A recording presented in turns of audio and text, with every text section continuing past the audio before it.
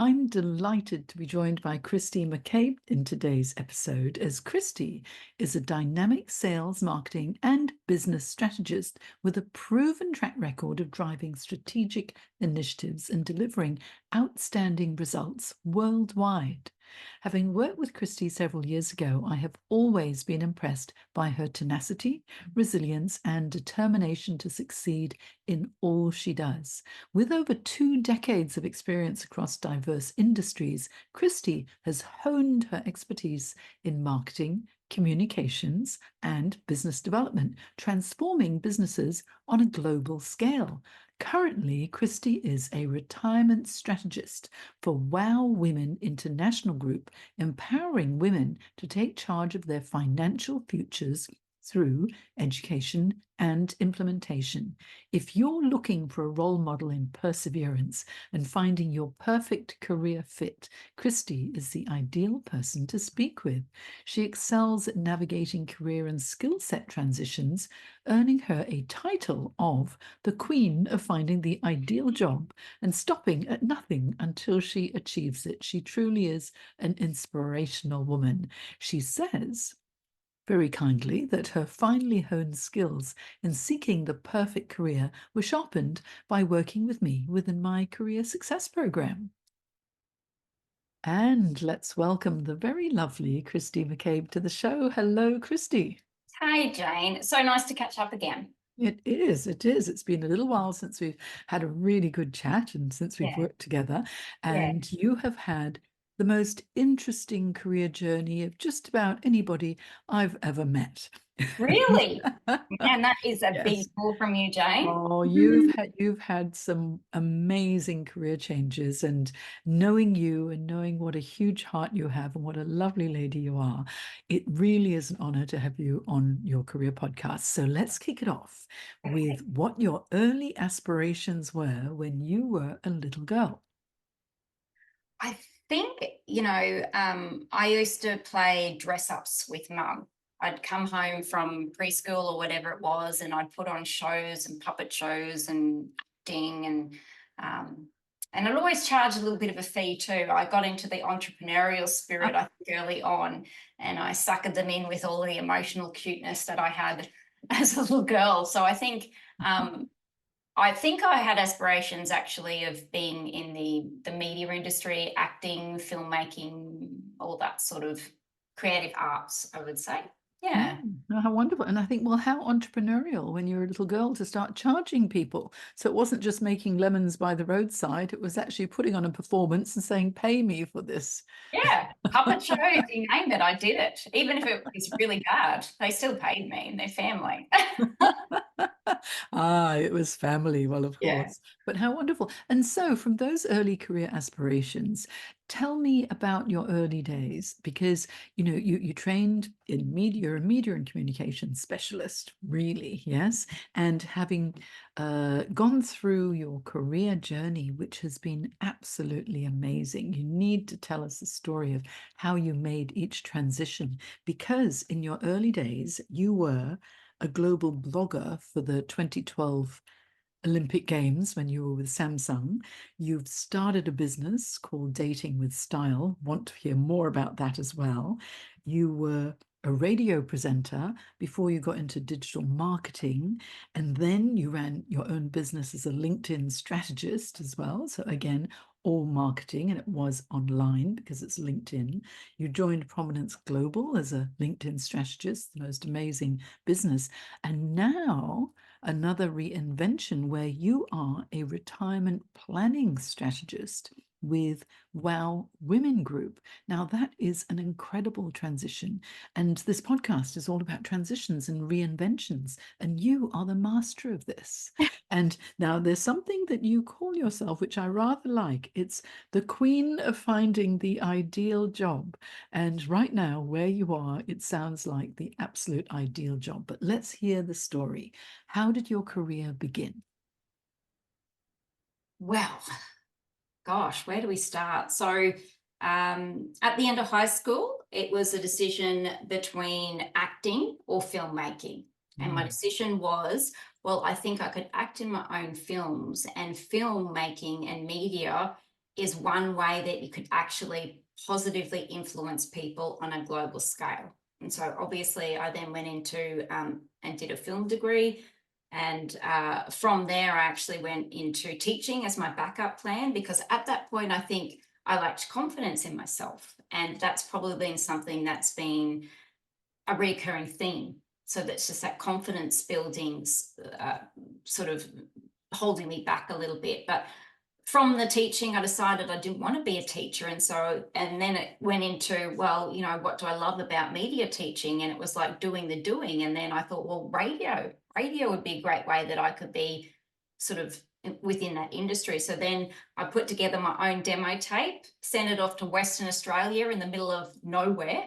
As a teacher, and then I got this gig of over 50 other applicants, and then I was away. I rented out my house, quit my job, went over to the wheat belt in Western Australia and became my own breakfast radio host with absolutely no training, and just chucked into the microphone and go, yep, go for it now, Christy. And I'm like, okay, what happened there? So that was radio. And then from there, it sort of went on. Oh gosh, and then I went into the marketing and everything else that you've just described there. So it's always been, it's a bit like, if I could explain, how I got married, I never settle.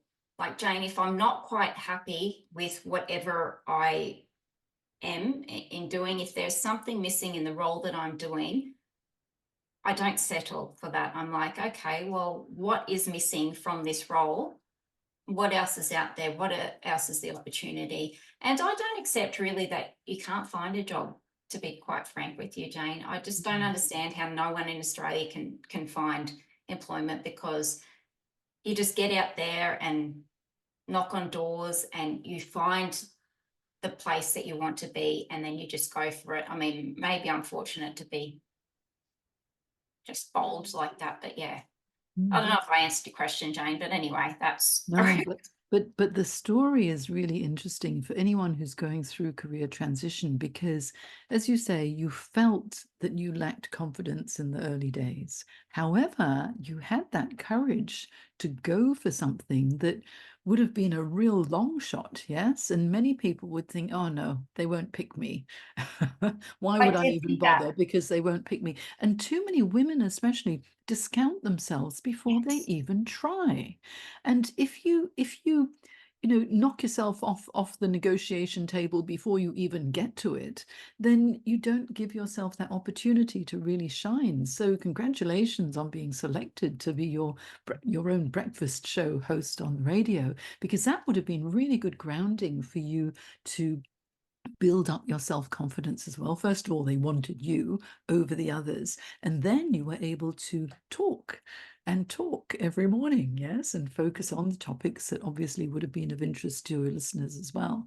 And that would have been a huge confidence booster for you, don't you think?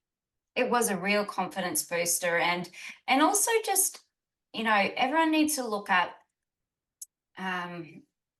is it the transitional skills? Like, Yeah, career transition skills. yeah, because as a breakfast host, you've got to press a lot of buttons, you've got to have technical skills, you've got to be thinking all the time, you've got to be problem solving all the time. I also had a promotional role as well. So there were so many levels that you just need to say, okay, what is the daily jobs that I'm actually doing, and how can I best transition? And I also just wanted to come back to something really important that you said earlier about women and their career. Finally, only recently did I actually go to one of my directors and I said, I am actually being undervalued. I am being underpaid in this role. This is what I expect. And if I don't get this, I'm actually going to be leaving because I have found another opportunity. Unfortunately for them, they didn't accept my proposal, and I said bye-bye. And that was the best thing that I could have done, because I got very, very frustrated with a male dominated industry that I was working with, or male directors that just undervalued me. And I said, no, I am worth more than that. So that confidence actually has been built, I suppose, over time. Over Just time, yeah. great. And I think the key really is knowing the value that you bring That's to right. the table. And I think too many of us as women do tend to undervalue. I remember in my early days of coaching, I had this opportunity and I was asked to pitch for this role.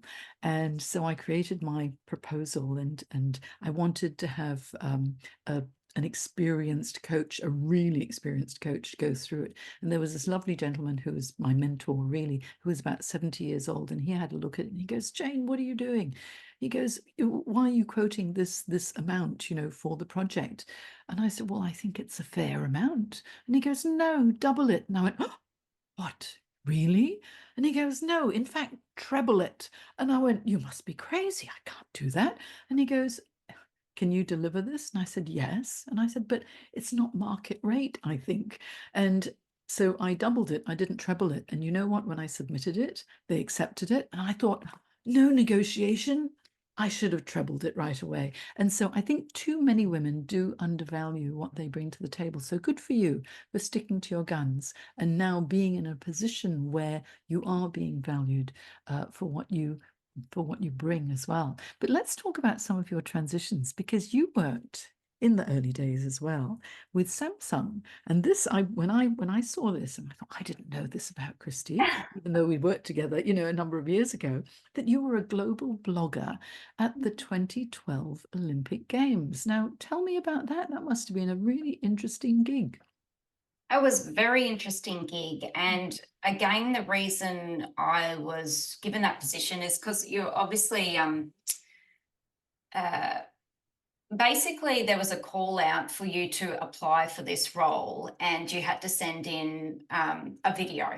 And Mm. so what I did is I went online and I looked at my competition and I said, gosh, they're all so boring. They're just their face to camera and they're just talking about why I'd be a great Samsung global blogger. And I thought, that's drab.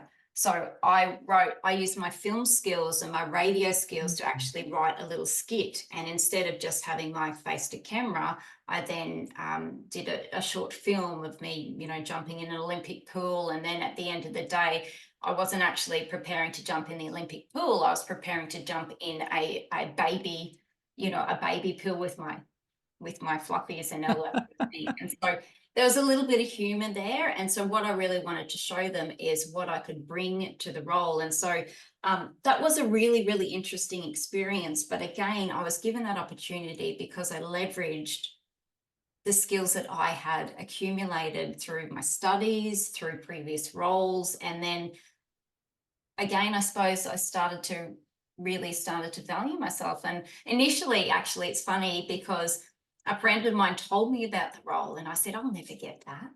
There's no way I'd ever get that, as if exactly the same role, situation as you. Yeah, Mm.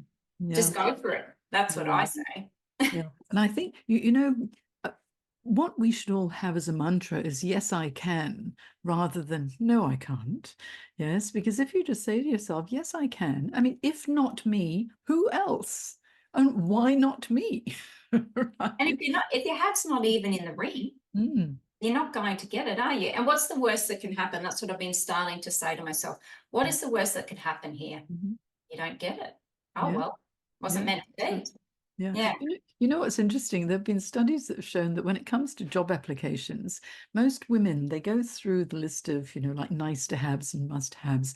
And if they're not 90% plus, they don't apply. Whereas they found in studies that men, if they're about 60% plus, then they throw their hat in the ring anyway. And so women, we can do this. You can It's totally silly do this. because, yeah, a job description, that's like a Christmas wish list, when you write to Santa and you've got maybe 100 gifts that you would like. I mean, you're happy if you just get one of them.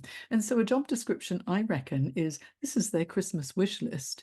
Even if you only fulfill 50 to 60% of what they're looking for, you might be the best candidate. So throw your hat in the ring, give it a go and see what lands too. So you leveraged your acting skills and your drama skills and that desire and expertise that you learned in and put it into your application for this global blogger role. How fantastic was that to leverage video? Yeah, yeah. And I actually did it on several other roles as well. Mm. That's how I really stood out because before, I don't know, video, well, yeah, it was a thing. I created, instead of just a written CV, Mm. a 1 to 2 minute animation with voiceover, and nearly got the job every time because it was something different. And I said, here's my written application, but also I've done this little video for you. I've researched the company. I've talked all about the company and then what I can bring them and how I can really enhance the business, because it's really, at the end of the day, while it's a two-way street, it is what you can bring to them, but also what they can bring to you as well. So I did really utilize those video skills to enhance, help me stand out, because you need to stand out. Yeah. And you know, when you think about it, resumes are usually quite boring. They're very And boring. so being able to see you in action and get a little bit of a feel as to, you know, who Christie McCabe truly is, then that was a key differentiator. You know, what's interesting is in my previous episode of your career podcast, it's episode 260. Ours is 261. In 260, I interviewed the chief marketing officer of UseVerb, and they're a new recruitment platform that leverages video over resumes. And I think that's going to be a real goer because they're new, they're a startup, they're growing exponentially, and it's very interesting because I 100% agree. If you can personalize the application process, it makes such a difference because too many people don't. Either they don't know how, or else they can't be bothered. And if you can't be bothered, do you really want that job? It That's demonstrates what your attitude is too. Yes. that's Yeah. right. And so, Christie, from global blogger at the 2012 Olympics, radio presenter, you got into digital marketing. And Mhm. so, doing that transition, how was that? And what prompted you to get into digital marketing? Do you know what? Um, Funny story is that on the way back from the global blogging experience, I sat next to obviously the marketing director of the global marketing director of Samsung. She looked after us, sort of thing. And we were just having a chat here, there, and everything. And I said, "Oh, I'd really love to do marketing. How would I maybe get into marketing?" And I think she made just a pass by comment. "Oh, you're not going to be able to get into marketing because you don't have any credentials in marketing." You never say that to me, because I went, okay, well, I'm just going to learn it then. And digital marketing is the way of the future. And so I just upskilled myself and I started, admittedly, I started from the bottom, which you have to do. If you're going to transition, you have to get on the tools and you have to learn what you have to learn. And maybe you might need to start on a junior role. But as soon as you get in there and develop your skills and get all that happening, then you move from that company to the next company and then you just develop your skills. So that's really how I got into the marketing side of things. And I also thought that marketing leverages all of the skills that I've Mm. obviously enjoyed doing and, that sort of thing. So yeah, that's how I got into the digital marketing side of things. Good. You were thrown a challenge and you thought, I'm going to rise to the challenge. Yep. And you made sure that you did have the skills rather than thinking, oh, I don't have the skills, I won't bother then. So again, give it a go because you never know. But you still got to put in the I still work in order to get those skills, gain the knowledge, get the experience as well. And it's wonderful that you had that opportunity because then you were with Co-Bright and 5x5 web design.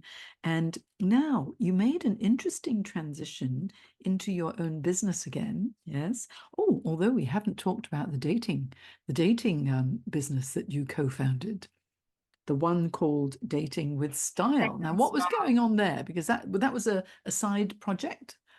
That was a side hustle and quite a long time ago, actually. You've pulled that one out of the hat, but it was a venture when I was living in Toowoomba with a great girlfriend of mine, and this was like probably 10, 15 years ago. And we were just bored in Toowoomba, and we were single, and we didn't know how to meet men, and so we went, why don't we just start some speed dating events? And from there, we were both very creative and kind of out there. And so we did our own PR and we ended up with maybe 70 people at each event, ranging from 10 to 20 group, 20 to 30, 30 to 40, and 40 to 50. And it was such a delightful experience because even though maybe people didn't, marry, there were lots of friendships that were made. There was lots of love being made, and there was, just joy that we could see through people connecting. Yeah, I think that connection is so important. Ah, so now that gives me a clue as to when you started your other business. It was called Connection Kernel. So Mm. the connection was there. The kernel, is that because it was like the beginning of something new?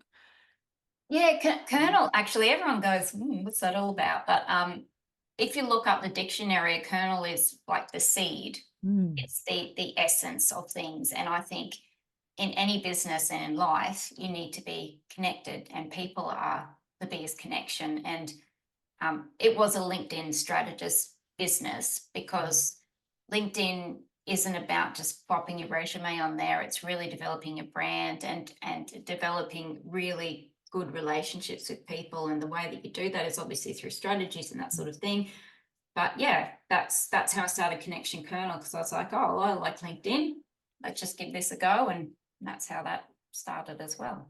Yeah, and Busy. there you were. You became a LinkedIn strategist, and you also did something round about the same time that I got into the same thing, LinkedIn local networking events on the Gold Coast. That was about the time when I co-hosted LinkedIn local Sydney events with Gillian Bullock, who was my Yeah. partner in crime when we were doing all things LinkedIn too. So that's very interesting. So you leveraged your experience through dating with style and all of those events and bringing people together, but you did it more on a business side of Mm. things with the LinkedIn local events because they're fantastic. The whole premise is taking online connections offline so you can make an authentic connection. Yes. And how did they go in the Gold Coast for you?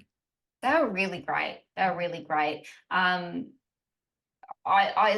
tended to bring some of my speed dating structure to those events, and I made them a little bit like my own. I had quite a bit more structure to my LinkedIn events than the average of just turning up and just networking. I had it structured into sort of three different sections of talking about business concepts, and then pitching your business to perhaps, I sort of match made people with, I thought, potential clients with businesses who might be able to help them and that sort of thing. So it became a um, probably, I put too much work into it, actually, like if I'm going to be frank with it. I should have just had people turn up and you go and do it yourself. But, I really wanted to help people to have genuine connections and not just to migrate to people they might have known. I Mm. really wanted to help them to get to know each other on more of a personal level as well. So I often started with, you can't even tell anyone what your job is. That comes in the second section. For now, I really just want you to talk about, I give them like a question: what did you want to be when you were a kid? What's your favorite food? Whatever it might be, to get to know people on a personal level. Because what people tend to do is when you meet somebody and you find out what they do, if you shut off, if you think, oh, well, they can't help me.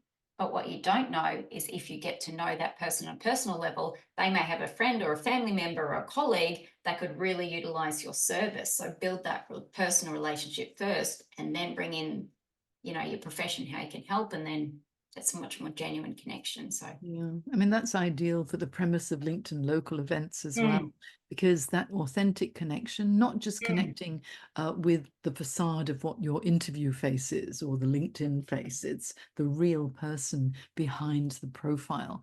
And that's something that we really highlighted in our events, Julian and I, mm, when we held them in Sydney too. We do not a speed dating. We would have a 5-second intro. Everyone could only introduce themselves in 5 seconds. Name, same, claim to fame. A bit like, I'm Jane Jackson, I'm a career management coach, and I specialize in career transition coaching. That's it.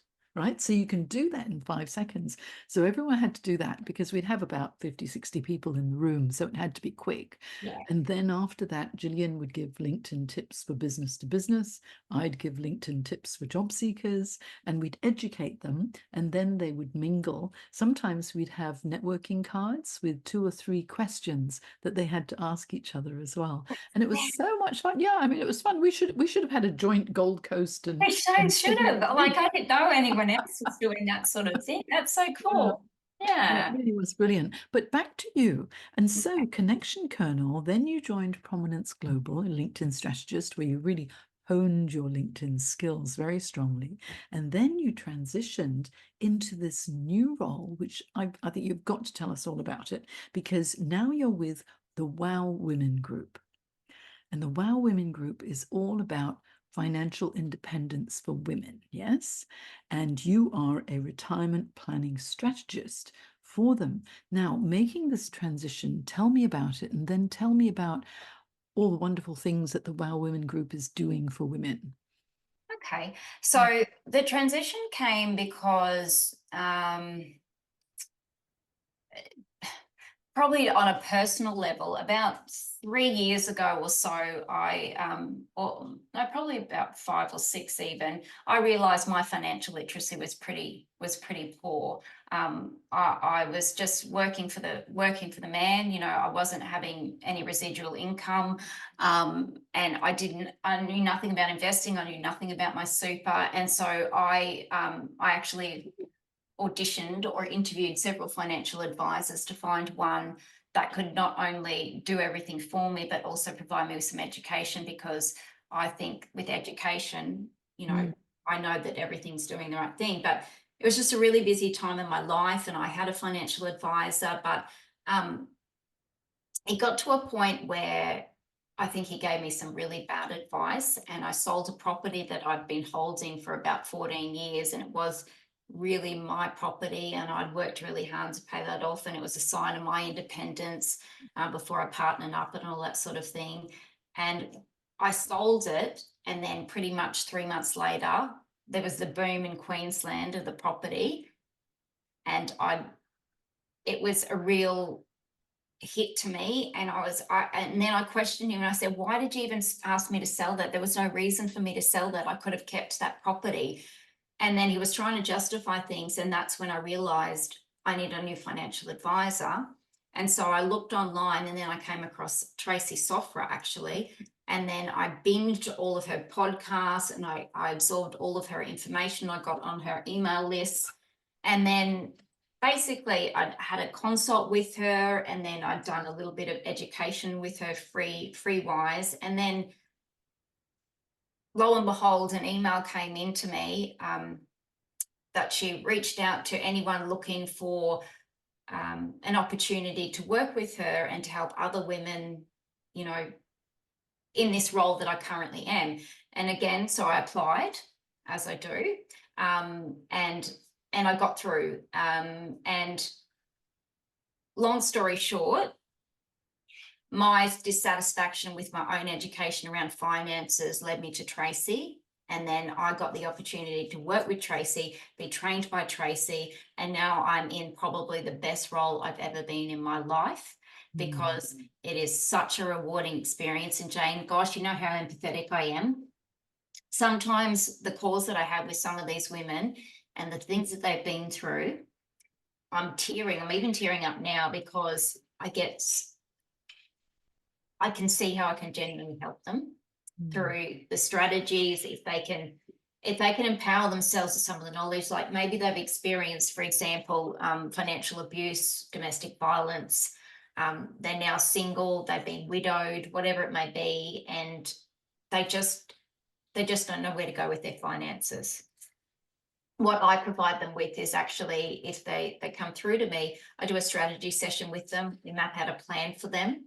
If they see that that plan is really would be simple enough to work for them, then we have a chat about what the program looks like to implement that plan, and work with Tracy Software to actually get their finances in order.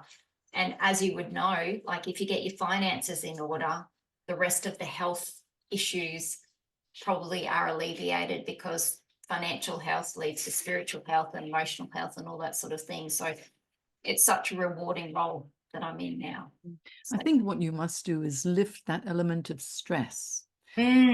Stress is lifted, then your mental health improves, you take more care of your physical health. You've actually got the time to do that, rather than just worry about money. So it sounds like you're helping women who really are going through a challenging time. Maybe they've just had a divorce, or else they've been recently widowed, or they just have had their money mismanaged, and maybe someone else is doing it for them, but now it's time for them to take control. Yeah. And so typically are the women in their 30s, 40s, 50s? What sort of age range are the women that you're supporting?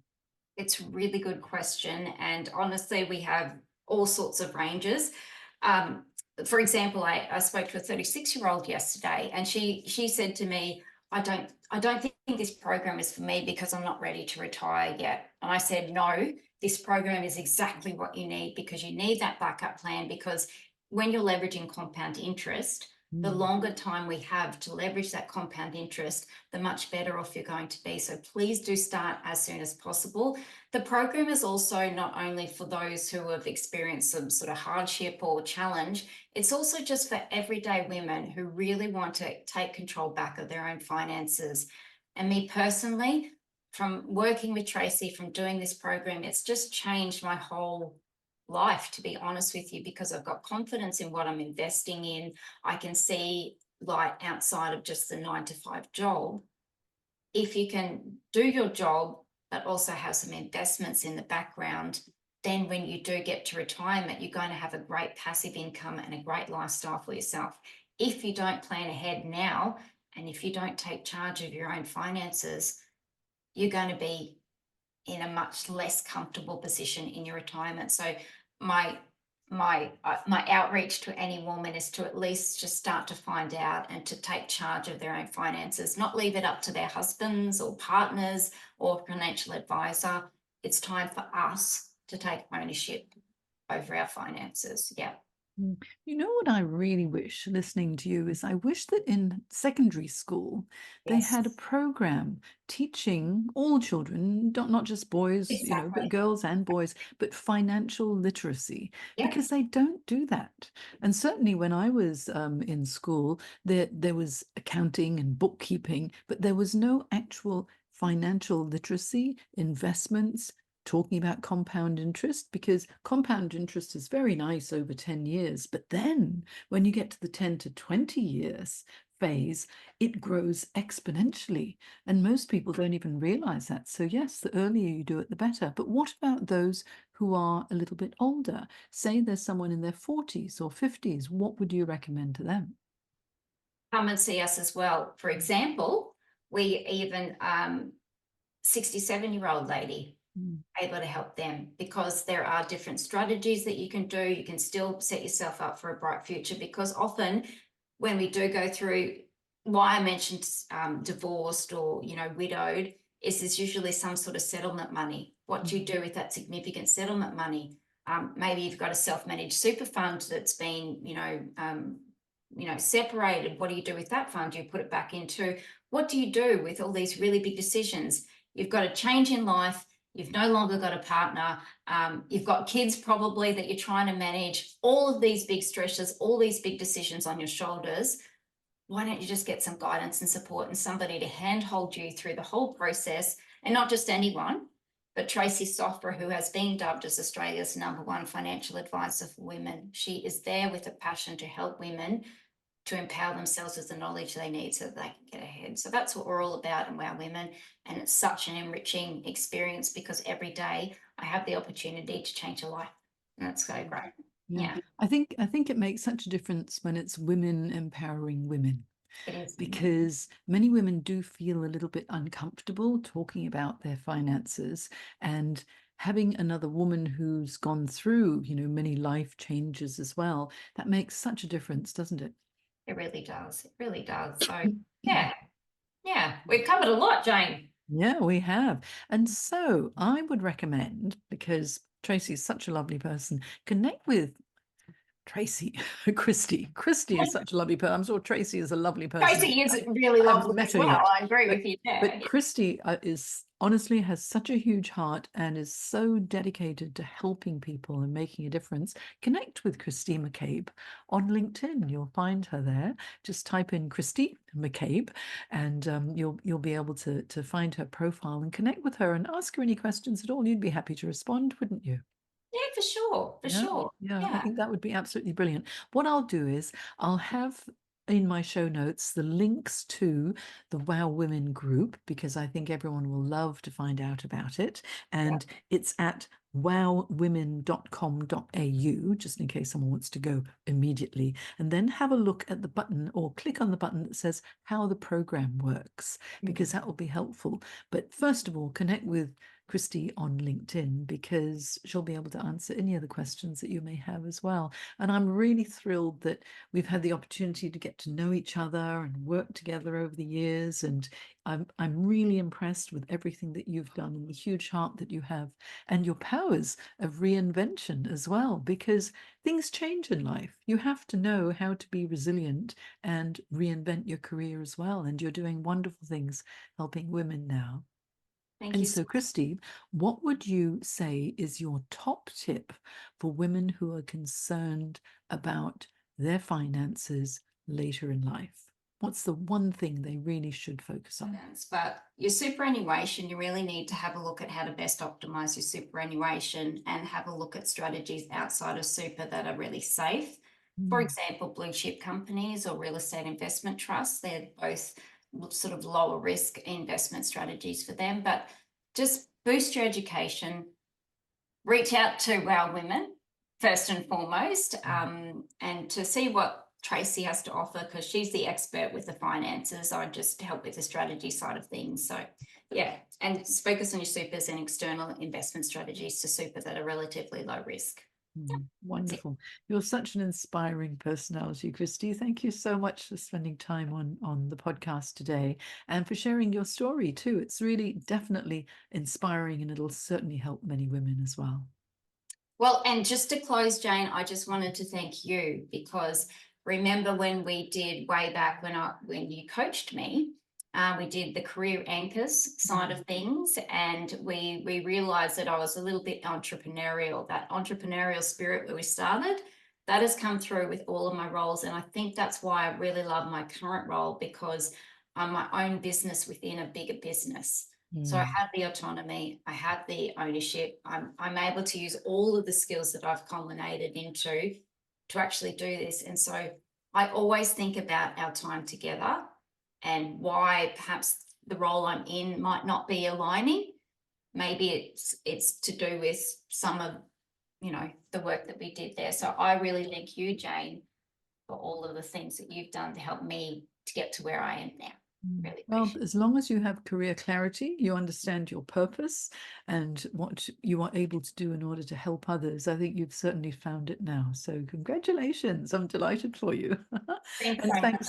thanks so much for spending time with me today. And I'll definitely have you on again to talk more about your journey in the next Who phase. knows what's next? Wonderful Who knows? phase. No, well, I think it's going to be this for a long time, because it sounds like you're helping so many people. It's actually filling your spirit as well, and I It think that's is. lovely. Yeah, Thank you so much, Jane. Thanks for your time. you're So very welcome.